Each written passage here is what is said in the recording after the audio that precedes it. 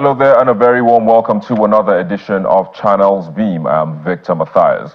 Now, call New York City the capital of the world, and you won't be right, as many world leaders, members of civil society organizations are all gathered, in that city to participate in the United Nations General Assembly, which is taking place currently in the United States. And of course, the Nigeria's president is also there alongside some of his ministers and also some Nigerian youth there as well. Some from the Youth Parliament, some from the CSOs, reporters, and so many others are there. And our focus on the program today will take a look at what Nigerian youths are expecting to get from the UNGA, what the president is expecting to get as well from the UNGA, and how that will benefit Nigeria and Nigerians in the long run. But before we begin all of that, let's first of all take a look at the trending topics in the past week.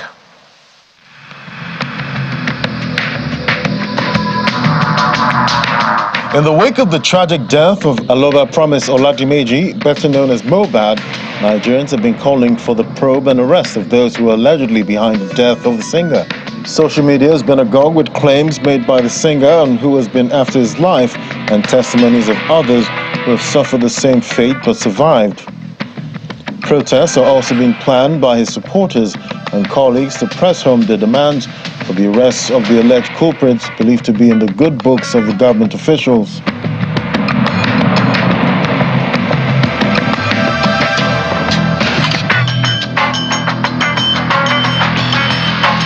Following the visit of President Bola Tinubu to the United Arab Emirates, news filtered that a ban on Nigerians visiting the oil-rich tourist destination placed last year has been lifted, and domestic flights of the country and Emirates Etihad Airlines will immediately resume operations in Nigeria. This got Nigerians excited, as one of the most visited tourist centers will be open once again.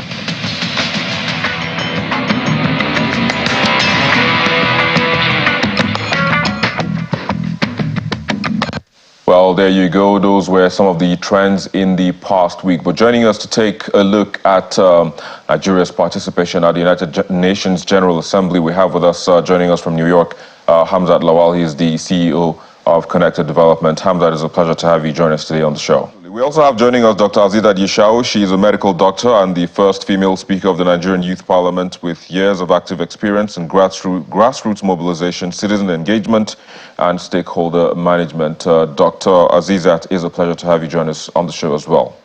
Hamzat, let's take a look, listen to your own take. I mean, looking at the theme, looking at, how we can connect to it, how it affects us, and, what should be the major things we should be focusing in terms of conversations, when the time comes. I understand the president is going to brief tomorrow.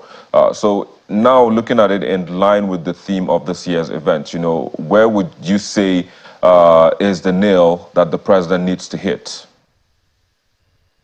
You see, the theme talks about rebuilding trust and global solidarity, and I think it's quite timely, because if you look at the challenges we're facing with our neighbor who the democratic government would topple, if you also look at the conversation around ECOWAS, African Union, and how we need to build solidarity and mobilize resources. And when you also tie to building trust, we know that publicly in Nigeria, a lot of citizens do not trust public institutions. And I think there's an opportunity here for Mr. President rolling out or taking a reflection from the outcome of the election, and also looking at, what is that opportunity and how he can leverage it. So for some people, particularly in grassroots community, the only presence or the only closeness to them with government is the Nigerian police. And I think the Nigerian police is center, where the president can, one, ensure that they can strengthen their capacity, increase funding for the Nigerian police, increase their remuneration, and also employ new set of young people to join the Nigerian police force. Because if we can do that and build trust through the Nigerian police and other public institutions, then this can connect to the global conversation. The SDG Goal 17 talks about partnership for the goal. And I think that each and everybody, media, civil society, government, private institution, international development partner, the United Nations, can help us in partnering, where we can galvanize critical voices and ensure no one is left behind. 2030 is just around the corner. Yes, Mr. President has just reappointed Princess Adejoke. I think that we can build on what are the lessons for the past years, what are the gaps, And how can we ensure that we mobilize more resources, more people, that is people-centered, and ensure that Nigeria can then start, putting herself in the pathway to achieving the sustainable development goal beyond the conversation here in New York?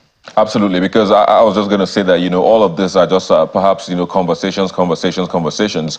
But what about actions? After the conversations, what we need to begin to see, our actions. How confident are you that all of the deliberations, all of the, agreements, promises that will be made, communiques that will be signed, how are you sure, how confident are you that after this program and we come back home, all of you come back home, we'll begin to see tangible steps, for the implementation of all of this? I have no doubts in the capacity and leadership of my President Bola Ahmed Tinubu. And you can see from how he's engaging young people. And for me, actions should be centered around young people because we have the energy, we have the number, we leverage on technology, and I'm glad that he's coming with some of his key cabinet members. And I hope that we can then simplify these messages and simplify the SDGs that would galvanize the kind of actions we want to see. But we know that globally, financing are dwindling, but we also need to look at internally, how can we have a single tax system, a single income generation system where Nigerians will start enjoying the dividends of democracy. Mind you, President Tinubu has said, he asked for the job and he has what it takes to deliver on the job. And each and every one of us will hold him to account. But as we hold him to account, we must also play our own part. Absolutely, I quite agree with you. Let me quickly hear from Dr. Azizat. Doctor, looking at your own perspective, I mean, you're going there as the Speaker of the Nigerian Parliament, and hopefully you might even be appointed as the representative, for the youth at the program. So there is this level of expectation in terms of what you need to be specific, especially in terms of asking, in terms of your engagement with other young people who are coming from other African countries so that you can have a united voice, so to speak. But beyond having this united voice, at the UNGA, what steps are you, or what plans are you all making, to ensure that after the event you hold the leaders to account, to the promises that they're going to be making, to young people, that you will be bringing back to your parliaments to say, this is what we were able to achieve, this is what this president promised, and this is how we're going to be taking steps moving forward to ensure that all of these promises, are met. Thank you very much. So I think that it's left with us saying that part of the entourage of the president is inclusive of very, very, very young people. We have the Minister of Communications, we have the Minister of Health, we have the Minister of Trade and Investment. And I think the first step for me as a young person that is representing Nigerian youth is to be keenly aware of the process and the communique in which the president has participated in, and to also be available at other events where the president will be speaking to various members of the development sectors.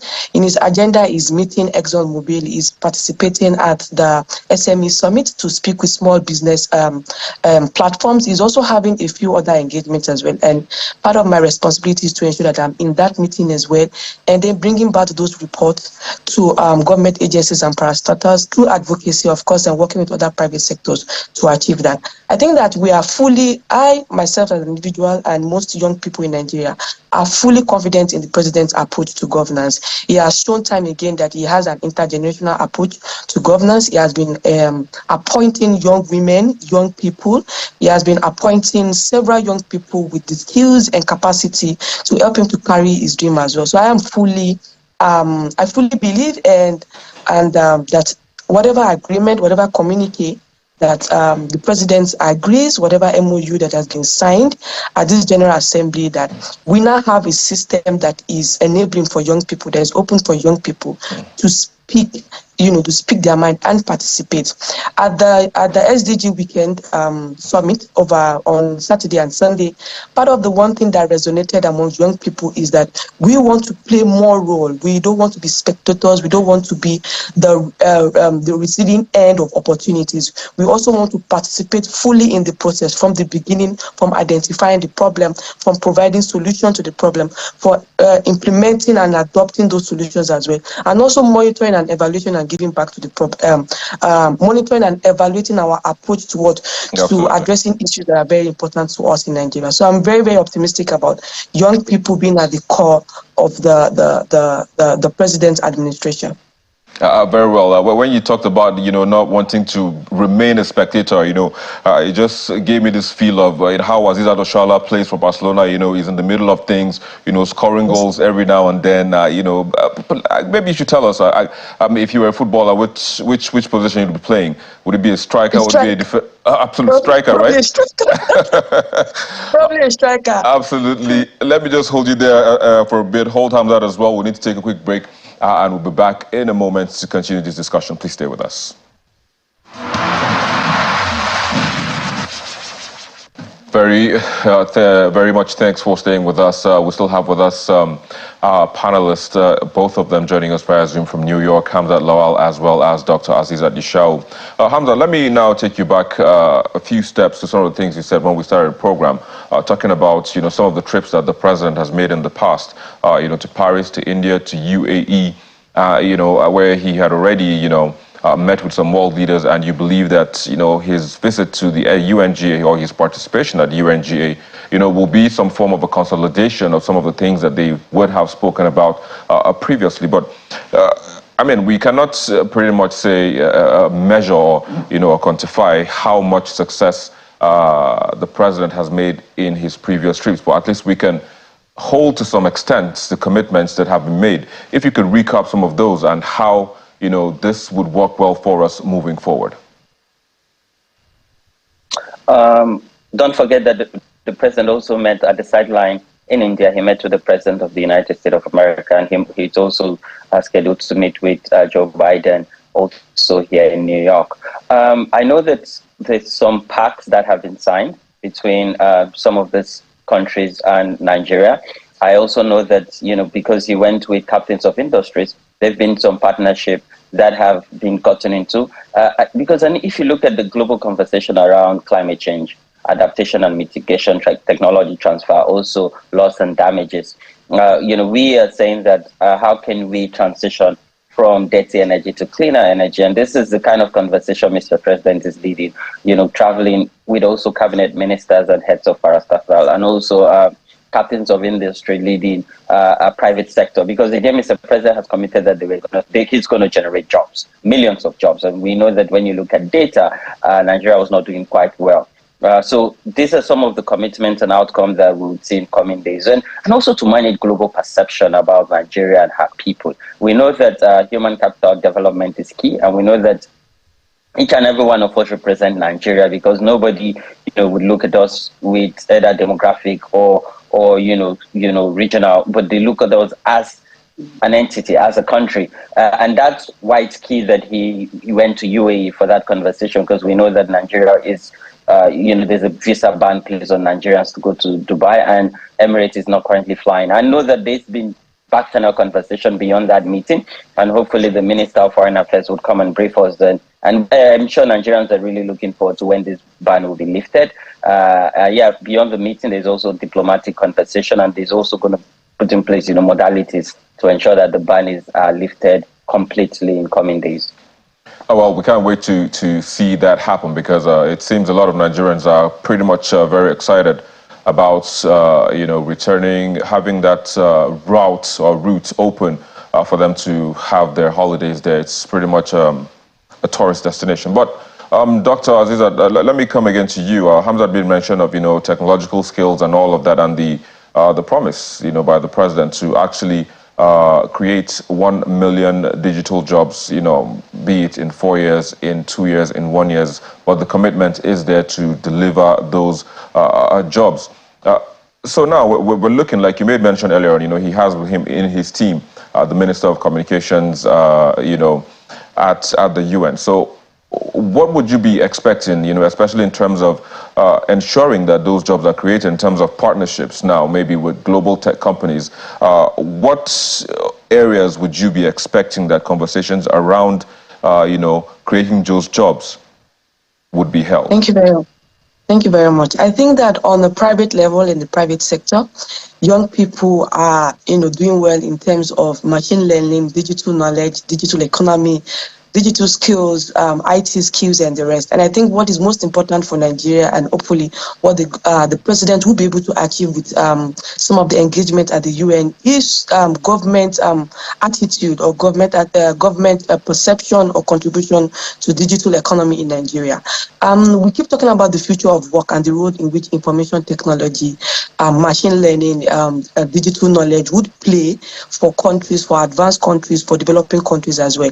And it is important for Nigeria to quickly be at the forefront of human capital development, of ensuring that the education curriculum, the job opportunities that are available are already integrated with knowledge of technology, with knowledge of science and information technology as well. So for young people, it's a global world. So even if in Nigeria some courses are not available, some jobs are not available, young people know that these things are available in other countries. And when we keep talking about the constant immigration of young people leaving Nigeria to other countries to seek for job opportunities, it is because some of these opportunities are not at home. And technology, information technology, the digital economy, and like I said, information technology is at the core of development, especially for economic growth, providing job opportunities as well. So it is important that, part of the engagement of Mr. President is to ensure that he attracts the opportunity, the investment and collaboration. He's going to be meeting with Microsoft, ExxonMobil as part of his engagement with,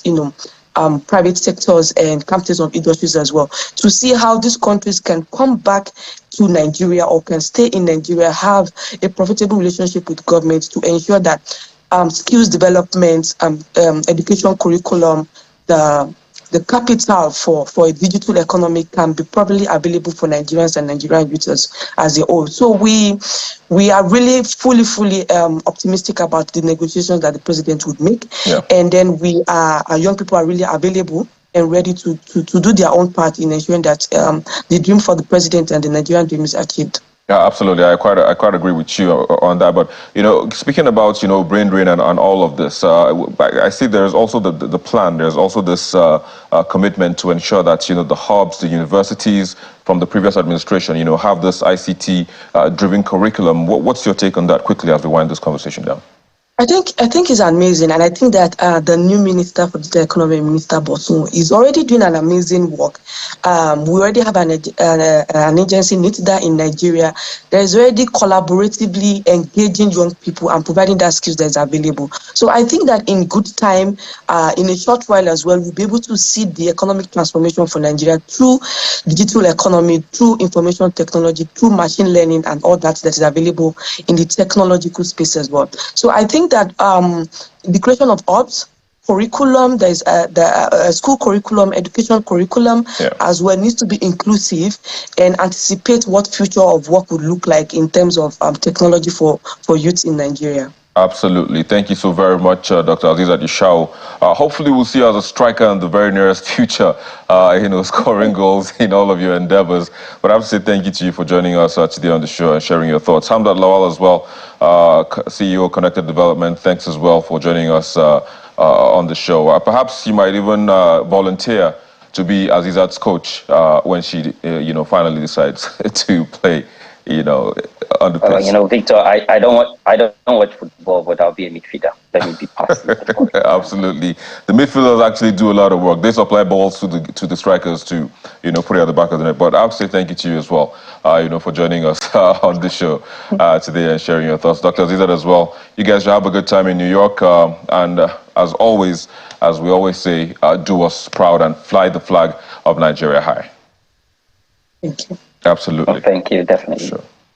Well, that's where we are. That's where we'll wrap it up on the show today. Thank you so very much for watching. I'm Victor Matthias. But as always, we will leave you with the most viewed videos on our YouTube channel in the past week. Bye for now. I'm Victor Matthias. Ibi tí gómìnà bá wà tàbí president bá wà, kò sí ọba náà ó láti dìde fún gómìnà tàbí fún president. Ẹ dìde. Kicking off this week's most viewed video is former President Olusegun Obasanjo ordering traditional rulers to stand during a ceremony in Iseyin.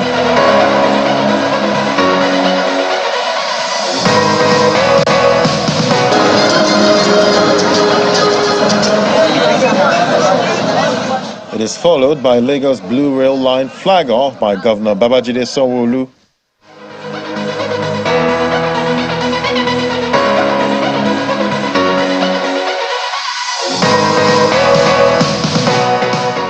take cannot pass. Now why you true? Now wait, not true. Why you true?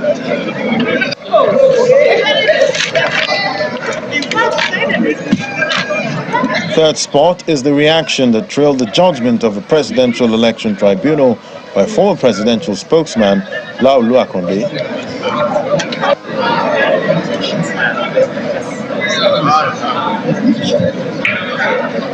For the sake of our people and for the sake of the retention of power within the state, and most importantly, for the sake... In second is a claim by Mr. Pedro Basiki why the FCT minister shouldn't be considered a member of the People's Democratic Party. In the public domain.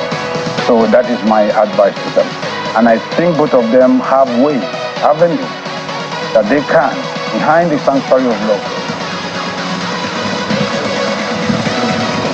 And in first place is the "it won't be business as usual" claim of the presidency regarding the UAE visa ban lifting.